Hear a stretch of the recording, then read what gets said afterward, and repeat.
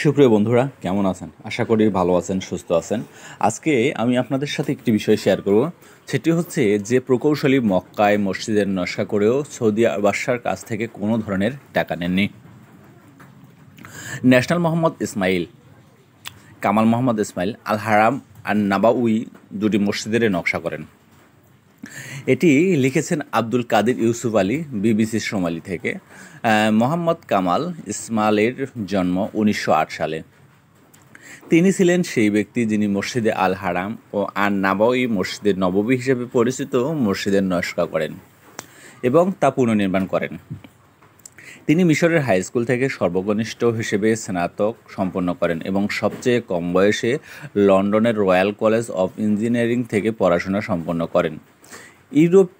এরপর তিনি ইউরোপে যান ইসলামিক স্থাপত্য কলা সম্পর্কে আরও বিস্তারিত জ্ঞান অর্জনের জন্য।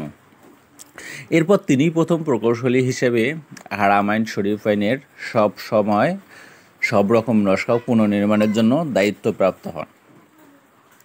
এ বিষয়ে তার দীর্ঘ অভিজ্ঞতা ও অসাধারণ দক্ষতা থাকলেও এই কঠিন সময় সাপেক্ষ কাজটি সম্পন্ন করার জন্য তিনি কোনো ধরনের পারিশ্রমিক নিতে অস্বীকার করেন।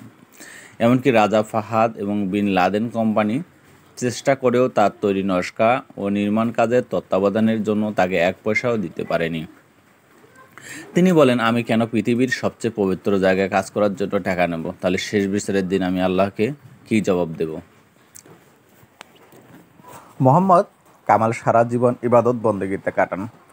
তার পুরোটা জীবন বিশ্বাসের উপর দাঁড়িয়েছিল। তিনি তার ব্যক্তিগত জীবনকে গোপনীয় রাখতে পছন্দ করতেন। এ কারণে তার বেশিরভাগ সময় কাটত ইবাদত করে। তিনি যখন মসজিদ আল হারাম ও মসজিদ আল নাবাউইর নকশা ও পুনর্নির্মাণের জন্য চুক্তিবদ্ধ হন, সে সময় তার বয়স 80 পেরিয়ে গেছে। এরপর তিনি তার বাকি জীবন পুরোটা এসব পবিত্র জায়গায় কাজ না করে কাটিয়ে দেন এবং সেটা সম্পর্কে গণমাধ্যমকে কিছু জানাননি।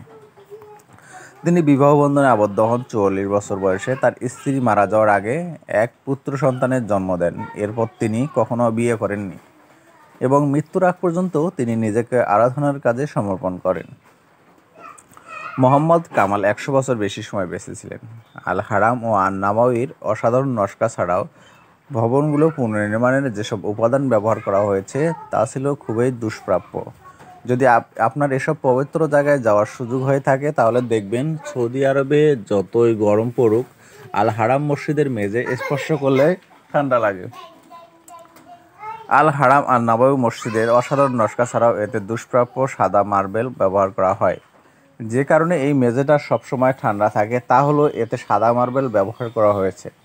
এই স্নো হোয়াইট মার্বেল খুবই দুষ্প্রাপ্য, যা লেবানন থেকে আনা হয়। ডক্টর মোহাম্মদ কামাল গ্রিসে গিয়ে আরেকটা দুষ্প্রাপ্য মার্বেল পাথর কিনে আনেন, যা কিনা স্বাভাবিক উজ্জ্বল এর সাদা রং আবহাওয়ার ঘর ঠান্ডা রাখতে সাহায্য করে। যখন আন নাবাউই মসজিদের নির্মাণ কাজ শুরু হয়, সে সময় সৌদি আরবের বাদশাহ ডক্টর কামালকে স্নো হোয়াইট মার্বেল ব্যবহার করতে বলেন। মসজিদ আল হারাম ও মক্কার মসজিদ ইসলামের পবিত্রতম স্থান, যা সৌদি আরবের মক্কায় অবস্থিত। ইতিহাসে অসংখ্যবার এটির আকার বর্ধিত করা হয়, যাতে প্রতি বছর হজ উমরা পালনের জন্য আসা অসংখ্য মুসল্লিদের এতে জায়গা দেওয়া হয়। বাদশাহ ফাহাদের সময়কালে এটিকে বর্ধিত করে এবং বেশি করে মসজিদটি পুরো এলাকার আয়তন দাঁড়িয়েছে 3,56,800 বর্গমিটার। সাধারণ সময় এটি 8,20,000 মুসল্লিকে জায়গা দিতে সক্ষম। তবে হজের সময় কিংবা মুসলিমদের পবিত্র মাসে রমজানে এখানে 10 লাখেরও বেশি মুসল্লি জায়গা পেয়ে থাকেন। এটি একটি খুবই সুন্দর এবং গুরুত্বপূর্ণ কাজ। যিনি এটি নকশা করেছেন বিনামূল্যে, তিনি আসলেই কিয়ামতের দিন আল্লাহ তাআলার কাছে অনেক সম্মানিত হবে। আসুন আমরা এমন একটি কাজ করে যাই যে কাজের দ্বারা আমরা আল্লাহর প্রিয় ভাজন হই এবং জান্নাতে থাকতে পারি।